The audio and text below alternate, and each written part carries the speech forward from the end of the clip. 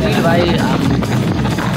Russell's wiper आप इसे देख रहे हैं, बहुत ही बड़ा रसेल्स वाइपर है और इसका आकार देखकर मैं कह सकता हूँ कि ये एक मादा है, क्योंकि नर जो है वाइपर्स में काफी छोटे होते हैं।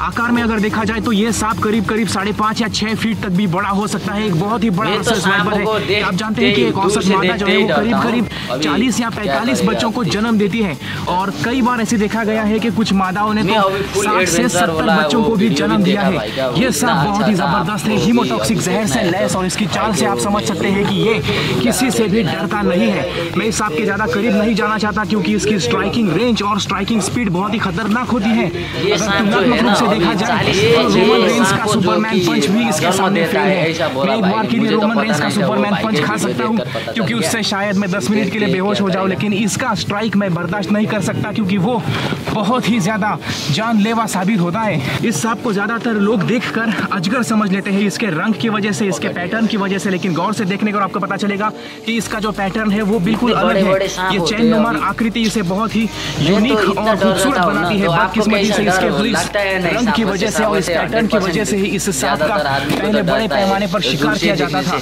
इसकी खाल से घड़ी के बेल्ट्स, कमर के बेल्ट्स और अलग अलग चीजें जैसे कि पर्स, वॉलेट्स बनाई जाती थी, लेकिन आज इस सांप का शिकार करना कानूनन अपराध है। आप देख सकते हैं इसका जो रंग है वो इस जमीन के साथ मेल खाता है और ये दिखाई नहीं देता। चला गया अपने रास्ते पर एक बहुत ही जबरदस्त रसेल्स वाइपर। और 2 दिन बाद मुझे अपने बाग में राइनोसोरस बीटल के लार्वा मिले, लेकिन पहले मैं जा रहा हूँ पुणे। यहाँ जो सांप मुझे दिखे वो ज्यादा रोचक थे, जिनमें पहला था कॉमन कैट स्नेक।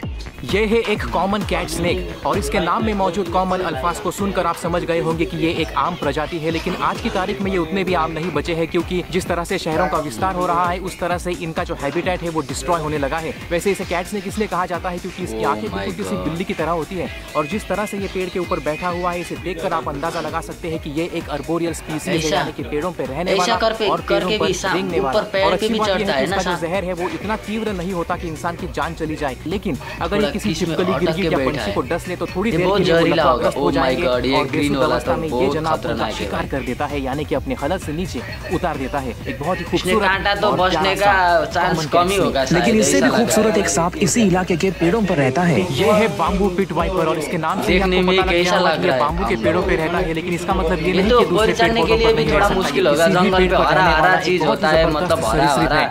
और वाइपर ये नाम तो समझने के लिए काफी है कि एक जहरीला सांप है, लेकिन अगर जहरीले सांपों की बात की जाए तो लोगों में ऐसी धारणा है कि वाइपर जैसे सांप डसने के बाद इस तरह से पलट जाते हैं और पलटने के बाद ही आपके ऊपर जहर का असर होगा, लेकिन क्या वाकई में ये कहानी सच है? वैसे देखा जाए तो आधे रूप से ये वीडियो पे तो एक ही वीडियो है, लेकिन वो भाई का वीडियो देखना है तो बाइट करने के बाद उनके दांत शिकार के मांस में फंस जाते हैं और उन्हें सुरक्षित तरीके से बाहर निकालने के लिए इन्हें थोड़ी सी जहर करनी पड़ती है। इसीलिए उनके झपटने का या पलट जाने का और जहर असर करने या न करने का आपस में कोई भी रिश्ता नहीं है। अगर इस सांप ने आपको डसा है तो उसके जहर का असर तभी होगा जब ये सांप अपना जहर रिलीज करेगा, और सांप को जहर रिलीज करना है या नहीं ये पूरी तरह से उसके इख्तियार में होता है। कई दशकों पहले पश्चिमी घाटों में ये पिट वाइपर्स बड़ी तादाद में दिखते थे, मगर अब शहरों के विस्तार ने इन पिट वाइपर्स के इलाके और तादाद दोनों पर प्रहार किया है।